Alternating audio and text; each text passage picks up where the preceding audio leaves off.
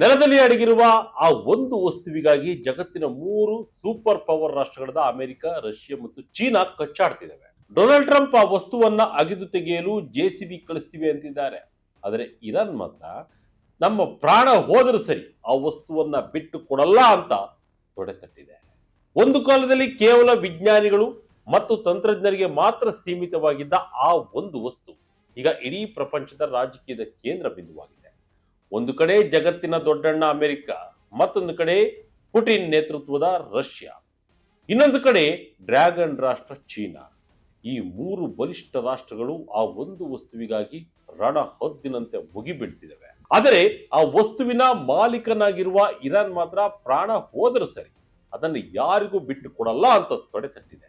ಅಷ್ಟಕ್ಕೂ ಆ ವಸ್ತು ಯಾವುದು ಗೊತ್ತಾ? ಅದೇ ಇರಾನ್ನ ಎನ್ರಿಚ್ಡ್ ಯುರೇನಿಯಂ. ಎಸ್ ವೀಕ್ಷಕರೇ, ಇರಾನ್ನ ಯುರೇನಿಯಂ ಸಂಗ್ರಹ ಈಗ ಜಾಗತಿಕ ಪವರ್ ಫೈಟ್ಗೆ ವೇದಿಕೆಯಾಗಿದೆ. ವಾಷಿಂಗ್ಟನ್ಗೆ ಈ ಯುರೇನಿಯಂ ಅನ್ನ ತನ್ನ ಕಂಟ್ರೋಲ್ಗೆ ತೆಗೆದುಕೊಂಡು ಇರಾನ್ ಯಾವುದೇ ಕಾರಣಕ್ಕೂ ಅಣುಬಾಂಬ್ ತಯಾರಿಸದಂತೆ ತಡೆಯಬೇಕಿದೆ. ಇತ್ತ ಮಾಸ್ಕೋ ಮತ್ತು ಬೀಜಿಂಗಿಗೆ ಈ ಯುರೇನಿಯಂ ವಿಚಾರದಲ್ಲಿ ಮಧ್ಯಪ್ರವೇಶಿಸಿ ಮಧ್ಯಪ್ರಾಚ್ಯದಲ್ಲಿ ತಮ್ಮ ಪ್ರಭಾವವನ್ನ ಹೆಚ್ಚಿಸಿಕೊಳ್ಳಬೇಕಿದೆ. ಆದರೆ ಇರಾನ್ಗೆ ಈ ಯುರೇನಿಯಂ ಕೇವಲ ಒಂದು ವಸ್ತುವಲ್ಲ, ಅದು ಅವರ ಸಾರ್ವಭೌಮತ್ವ, ಅವರ ರಾಷ್ಟ್ರೀಯ ಪ್ರತಿಷ್ಠೆ ಮತ್ತು ಬ್ರಹ್ಮಾಸ್ತ್ರ.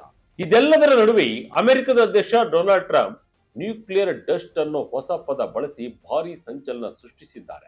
ಹಾಗಾದ್ರೆ ಏನಿದು ನ್ಯೂಕ್ಲಿಯರ್ ಡಸ್ಟ್? ಯಾಕೆ ಎಲ್ಲರಿಗೂ ಇರಾನ್ ಯುರೇನಿಯಂ ಮೇಲೆ ಕಣ್ಣು?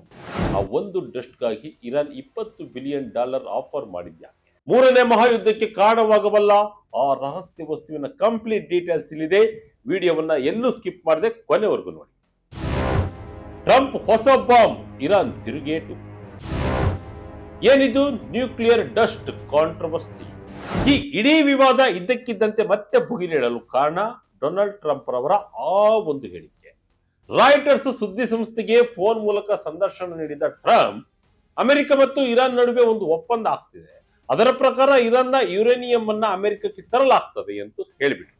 ಟ್ರಂಪ್ ಹೇಳಿದ್ದೇನು ಗೊತ್ತಾ? ನಾವು ಇರಾನ್ ಜೊತೆ ಸೇರಿ ಕೆಲಸ ಮಾಡ್ತೇವೆ, ತುಂಬಾ ಆರಾಮವಾಗಿ ನಿಧಾನವಾಗಿ ಅಲ್ಲಿಗೆ ಹೋಗಿ ದೊಡ್ಡ ದೊಡ್ಡ ಯಂತ್ರಗಳನ್ನ ಜೆಸಿಬಿಗಳನ್ನ ಬಳಸಿಕೊಂಡು ಉತ್ಖನನ ಶುರು ಮಾಡ್ತೇವೆ. ಆ ನ್ಯೂಕ್ಲಿಯರ್ ಡಸ್ಟ್ ಅಥವಾ ಪರಮಾಣು ಧೂಳನ್ನ ಅತಿ ಶೀಘ್ರದಲ್ಲೇ ಅಮೆರಿಕಕ್ಕೆ ವಾಪಸ್ ತರ್ತೀವಿ ಅಂತ ಹೇಳಿದ್ರು.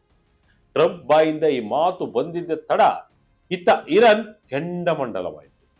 ಇರಾನ್ ವಿದೇಶಾಂಗ ಸಚಿವಾಲಯದ ವಕ್ತಾರ ಇಸ್ಮಾಯಿಲ್ ಬಗಾಯ್ ತಕ್ಷಣ ಪ್ರತಿಕ್ರಿಯಿಸಿ, ಇರಾನ್ನ ಯುರೇನಿಯಂ ಅನ್ನ ಎಂದಿಗೂ ವರ್ಗಾಯಿಸುವ ಪ್ರಶ್ನೆಯೇ ಇಲ್ಲ, ಅದನ್ನ ಅಮೆರಿಕಕ್ಕೆ ಕಳುಹಿಸುವುದು ನಮ್ಮ ಆಯ್ಕೆಯಲ್ಲೇ ಇಲ್ಲ ಅಂತ ಖಡಕ್ ಆಗಿ ತಿರುಗೇಟು ನೀಡಿದ್ದಾರೆ. ಪಾಕಿಸ್ತಾನ, ಈಜಿಪ್ಟ್ ಮತ್ತು ಟರ್ಕಿಯ ಮಧ್ಯಸ್ಥಿಕೆಯಲ್ಲಿ ನಡೀತಿರುವ ಮಾತುಕತೆಗಳಲ್ಲಿ ಈ ಯುರೇನಿಯಂ ವಿಚಾರವೇ ಈಗ ದೊಡ್ಡ ತಲೆನೋವಾಗಿದೆ. ಯುರೇನಿಯಂಗೆ ಟ್ರಂಪ್ ವಿಚಿತ್ರ ಹೆಸರು. ಇಲ್ಲಿ ಟ್ರಂಪ್ ಬಳಸಿದ ನ್ಯೂಕ್ಲಿಯರ್ ಡಸ್ಟ್ ಅನ್ನೋ ಪದ ಬಹಳ ಮುಖ್ಯ. ಇದು ಯಾವುದೇ ವೈಜ್ಞಾನಿಕ ಪದ ಅಲ್ಲ. ಬದಲಾಗಿ ಹಿಂದೊಮ್ಮೆ ಇರಾನ್ನ ಪರಮಾಣು ನೆಲೆಗಳ ಮೇಲೆ ನಡೆದ ದಾಳಿಯ ನಂತರ ನೆಲದಡಿ ಹುದುಗಿರುವ, ಹಾನಿಗೊಳಗಾಗಿರುವ ಅಥವಾ ಚದುರಿ ಹೋಗಿರುವ ಯುರೇನಿಯಂ ವಸ್ತುಗಳಿಗೆ ಟ್ರಂಪ್ ರಾಜಕೀಯವಾಗಿ ಈ ಹೆಸರನ್ನ ಇಟ್ಟಿದ್ದಾರೆ. ಅದರಲ್ಲೂ ಇಸ್ಫಹಾನ್ ಬಳಿ ಇರುವ ಭೂಗತ ಪರಮಾಣು ಕೇಂದ್ರಗಳಲ್ಲಿ ಹಾನಿಯಾಗಿರುವ ಯುರೇನಿಯಂ ಕಾಂಪೌಂಡ್ಗಳು ಹೀಗೆ ಬಿದ್ದಿವೆ ಎನ್ನಲಾಗ್ತದೆ. ತಜ್ಞರ ಪ್ರಕಾರ ಯಾವುದೇ ದಾಳಿ ನಡೆದರೂ ಯುರೇನಿಯಂ ಸುಲಭವಾಗಿ ನಾಶವಾಗುವುದಿಲ್ಲ. ಅದು ಕಂಟೈನರ್ಗಳಲ್ಲಿ ಒಡೆದ ಚೇಂಬರ್ಗಳಲ್ಲಿ, ಸುರಂಗಗಳಲ್ಲಿ ಹಾಗೆಯೇ ಇರುತ್ತದೆ. ಅದನ್ನೇ ಟ್ರಂಪ್ ದೊಡ್ಡ ಯಂತ್ರಗಳ ಮೂಲಕ ಅಗೆದು ತೆಗೆಯಬೇಕು ಅಂತ ಹೇಳಿದ್ದಾರೆ. ಇರಾನ್ನ ಯುರೇನಿಯಂ ಯಾಕೆ ಡೇಂಜರ್? ಅಮೆರಿಕ, ರಷ್ಯಾ, ಚೀನಾದ ಲೆಕ್ಕಾಚಾರವೇ. ಮೊದಲಿಗೆ ಈ ಯುರೇನಿಯಂ ಯಾಕೆ ಇಷ್ಟು ಮುಖ್ಯ ಅಂತ ಅರ್ಥ ಮಾಡಿಕೊಳ್ಳೋಣ. ನೈಸರ್ಗಿಕವಾಗಿ ಸಿಗುವ ಯುರೇನಿಯಂ ಅನ್ನ ನೇರವಾಗಿ ಅಣುಬಾಂಬ್ಗೆ ಬಳಸಲು ಆಗಲ್ಲ. ಅದನ್ನ ಎನ್ರಿಚ್ ಅಂದ್ರೆ ಶುದ್ಧೀಕರಿಸಬೇಕು. ಕಡಿಮೆ ಎನ್ರಿಚ್ ಮಾಡಿದ ಯುರೇನಿಯಂ ಅನ್ನ ವಿದ್ಯುತ್ ತಯಾರಿಸಲು ಬಳಸ್ತಾರೆ. ಆದರೆ ಅತಿ ಹೆಚ್ಚು ಎನ್ರಿಚ್ ಮಾಡಿದರೆ ಅದು ಅಣುಬಾಂಬ್ ಆಗುತ್ತೆ.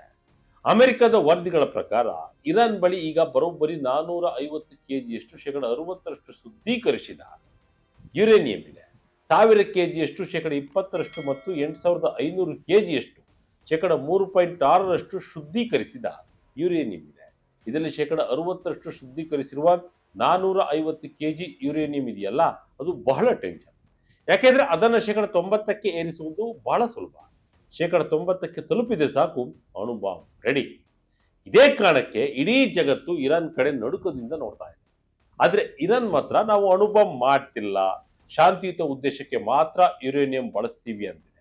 ಈಗ ಅಮೆರಿಕಕ್ಕೆ ಯಾಕೆ ಇದು ಬೇಕು ಅಂದ್ರೆ, ವಾಷಿಂಗ್ಟನ್ಗೆ ಇರಾನ್ ಅಣುಬಾಂಬ್ ಮಾಡೋದನ್ನ ಹೇಗಾದ್ರೂ ಮಾಡಿ ತಡೆಯಬೇಕು. ಈ ಯುರೇನಿಯಂ ಅನ್ನ ಅಮೆರಿಕಕ್ಕೆ ತಂದರೆ ಅಥವಾ ಅಮೆರಿಕದ ಉಸ್ತುವಾರಿಯಲ್ಲಿ ಅದನ್ನ ನ್ಯೂಟ್ರಲೈಸ್ ಮಾಡಿದರೆ ಅದು ಟ್ರಂಪ್ ಪಾಲಿಗೆ ಬಹುದೊಡ್ಡ ರಾಜತಾಂತ್ರಿಕ ಗೆಲುವಾಗುತ್ತೆ. ಟ್ರಂಪ್ ಕೂಡ ಇರಾನ್ ಪರಮಾಣು ಅಸ್ತ್ರ ಹೊಂದುವುದಿಲ್ಲ ಅಂತ ಬಲವಾದ ಭರವಸೆ ನೀಡಿದೆ. ಮಾತುಕತೆ ತುಂಬಾ ಚೆನ್ನಾಗಿ ನಡೀತಾ ಇದೆ ಅಂತ ಕಾನ್ಫಿಡೆನ್ಸ್ ಅನ್ನ ತೋರಿಸಿದ್ದಾರೆ. ಬೇಳೆ ಬೇಯಿಸಿಕೊಳ್ಳಲು ಬಂದ ರಷ್ಯಾ ಚೀನಾ. ಟ್ರಂಪ್ ಭೇಟಿ ವೇಳೆ ಚರ್ಚಿಸ್ತಾರ ಜಿನ್ಪಿಂಗ್. ಇತ್ತ ರಷ್ಯಾ ಕಥೆಯೇ ಬೇರೆ. ರಷ್ಯಾ ಕೂಡ ಇರಾನ್ನ ಯುರೇನಿಯಂ ಅನ್ನ ನಾವು ಇಟ್ಟುಕೊಳ್ತೀವಿ ಅಂತ ಆಫರ್ ಕೊಡ್ತಾ ಇದೆ.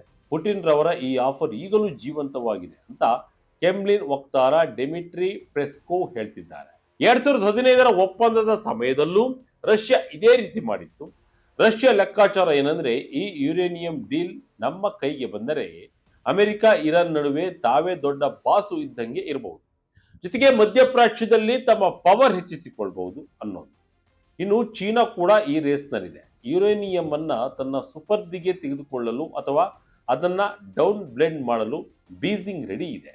ಯಾಕೆಂದ್ರೆ ಚೀನಾ ಇರಾನ್ನ ಅತಿ ದೊಡ್ಡ ವ್ಯಾಪಾರ ಪಾಲುದಾರ ಮತ್ತು ಅತಿ ಹೆಚ್ಚು ತೈಲ ಖರೀದಿದಾರ. ಗಲ್ಫ್ ರಾಷ್ಟ್ರಗಳಲ್ಲಿ ಮತ್ತು ಹಾರ್ಮುಜ್ ಜಲಸಂಧಿಯಲ್ಲಿ ಯಾವುದೇ ಯುದ್ಧ ಆಗಬಾರದು ಅನ್ನೋದು ಚೀನಾದ ಉದ್ದೇಶ. ಟ್ರಂಪ್ ಶೀಘ್ರದಲ್ಲೇ ಚೀನಾ ಅಧ್ಯಕ್ಷ ಜಿ ಜಿನ್ಪಿಂಗ್ ಅವರನ್ನ ಭೇಟಿಯಾಗಲಿದ್ದು, ಈ ವಿಚಾರ ಅಲ್ಲಿಯೂ ಚರ್ಚೆಯಾಗುವ ಸಾಧ್ಯತೆ ಹೆಚ್ಚಿದೆ. ಪ್ರಾಣ ಹೋದರೂ ಯುರೇನಿಯಂ ಬಿಡಲ್ಲ ಇರಾನ್.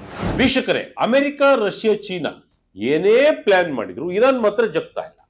ಇರಾನ್ ಪಾಲಿಗೆ ಯುರೇನಿಯಂ ಅನ್ನೋದು ಬರೀ ವಿಜ್ಞಾನ ಆಗಲ್ಲ, ಅದು ಅವರ ದೇಶದ ಪ್ರತಿಷ್ಠೆಯ ಸಂಕೇತ. ಬಾಹ್ಯ ಒತ್ತಡಗಳಿಗೆ ನಾವು ಬಗ್ಗಲ್ಲ ಅನ್ನೋದನ್ನು ತೋರಿಸಲು ಅವರಿಗೆ ಇದೊಂದು ಅಸ್ತ್ರ. ಪ್ರೊಫೆಸರ್ ಅಲಿ ಅನ್ಸಾರಿ ಹೇಳುವಂತೆ, ಇರಾನ್ಗೆ ಯುರೇನಿಯಂ ಶುದ್ಧೀಕರಣ ಅನ್ನೋದು ಒಂದು ಸೈದ್ಧಾಂತಿಕ ಗೀಳು, ಅದು ಅವರ ರಾಷ್ಟ್ರೀಯ ಪ್ರತಿಷ್ಠೆಯ ಪ್ರಶ್ನೆ. ಒಂದು ವೇಳೆ ಇರಾನ್ ನಾಯಕರು ಈ ಯುರೇನಿಯಂ ಅನ್ನ ಅಮೆರಿಕದ ಕೈಗಿಟ್ಟರೆ ಇರಾನ್ ಒಳಗೆ ಆ ನಾಯಕರ ವಿರುದ್ಧ ದೊಡ್ಡ ದಂಗೆ ಏಳುವ ಅಪಾಯವಿದೆ. ಇನ್ನೊಂದು ಕಡೆ ಒಪ್ಪಂದ ಆದರೂ ಕೂಡ ಯುರೇನಿಯಂ ಅನ್ನ ಹೊರತೆಗೆಯುವುದು ಸಾಮಾನ್ಯ ಮಾತಲ್ಲ.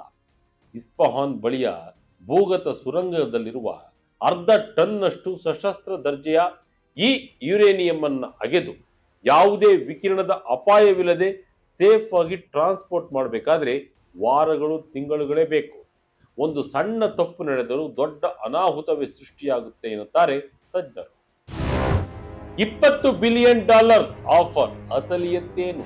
ಇದರ ಮಧ್ಯೆ ಆಕ್ಸಿಯೋಸ್ ವರದಿ ಮಾಡಿದ ಸುದ್ದಿ ದೊಡ್ಡ ವಿವಾದವನ್ನು ಎಬ್ಬಿಸಿತ್ತು. ಇರಾನ್ ತನ್ನ ಯುರೇನಿಯಂ ಅನ್ನ ಬಿಟ್ಟುಕೊಟ್ಟರೆ ಅಮೆರಿಕ ತಾನು ಫ್ರೀಸ್ ಮಾಡಿರುವ ಇರಾನ್ನ $20 ಬಿಲಿಯನ್ ಹಣವನ್ನ ಬಿಡುಗಡೆ ಮಾಡಲು ಚಿಂತಿಸಿದೆ ಅನ್ನೋ ಸುದ್ದಿ ಹರಡಿತ್ತು.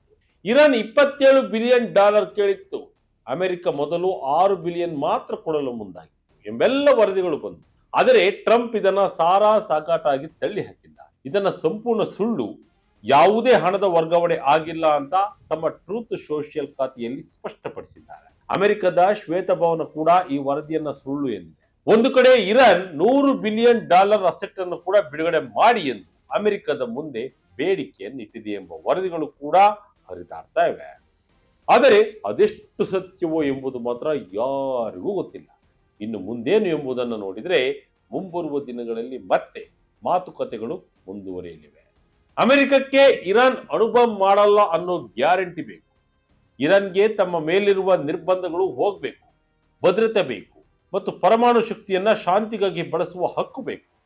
ರಷ್ಯಾ ಮತ್ತು ಚೀನಾ ಈ ಬಿಕ್ಕಟ್ಟನ್ನ ತಮ್ಮ ಲಾಭಕ್ಕೆ ಬಳಸಿಕೊಳ್ಳಲು ಕಾಯ್ತಾ ಇದ್ದಾವೆ.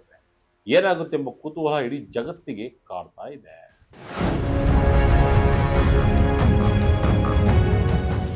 ಒಟ್ಟಿನಲ್ಲಿ ಇರಾನ್ನ ಯುರೇನಿಯಂ ಮೇಲೆ 3 ಸೂಪರ್ ಪವರ್ ರಾಷ್ಟ್ರಗಳ ಕಣ್ಣು ಬಿದ್ದಿದೆ. ಅಮೆರಿಕದ ಕತೆ ಬೇರೆ, ರಷ್ಯಾ ಹಾಗೂ ಚೀನಾ ಕತೆ ಬೇರೆಯಾದರೂ ಕೂಡ ಎಲ್ಲರ ಉದ್ದೇಶ ಪ್ರಾಬಲ್ಯ ಸಾಧಿಸುವುದಾಗಿದೆ. ಇರಾನ್ನ ಈ ಯುರೇನಿಯಂ ನಾಶವಾಗುತ್ತಾ, ಬೇರೆ ದೇಶಕ್ಕೆ ಹೋಗುತ್ತಾ, ಅಥವಾ ಇರಾನ್ನಲ್ಲೇ ಬಿಗಿ ಕಾವಲಿನಲ್ಲಿ ಇರುತ್ತಾ ಅನ್ನೋದರ ಮೇಲೆ ಮುಂದಿನ ಜಾಗತಿಕ ರಾಜಕೀಯ ನಿರ್ಧಾರವಾಗಲಿದೆ. 3 ಬಲಿಷ್ಠ ರಾಷ್ಟ್ರಗಳಿಗೆ ಬೇಕಾಗಿರುವ ಆದರೆ ಇರಾನ್ ಬಿಟ್ಟುಕೊಡಲು ಒಪ್ಪದ ಈ ನ್ಯೂಕ್ಲಿಯರ್ ಡಸ್ಟ್ ಕತೆ ಮುಂದೆ ಯಾವ ತಿರುವು ಪಡೆಯುತ್ತೆ ಅನ್ನೋದನ್ನ ಕಾದು ನೋಡಬೇಕಿದೆ. ಇದಾಗಿತ್ತು ಈ ಕ್ಷಣದ ಇಂಟ್ರೆಸ್ಟಿಂಗ್ ಸ್ಟೋರಿ. ಇದೇ ರೀತಿಯ ಸ್ಟೋರಿಗಾಗಿ Vijaya Karnataka website, YouTube page, Facebook page follow ಮಾಡ್ತಾ ಇರಿ. ಧನ್ಯವಾದಗಳು.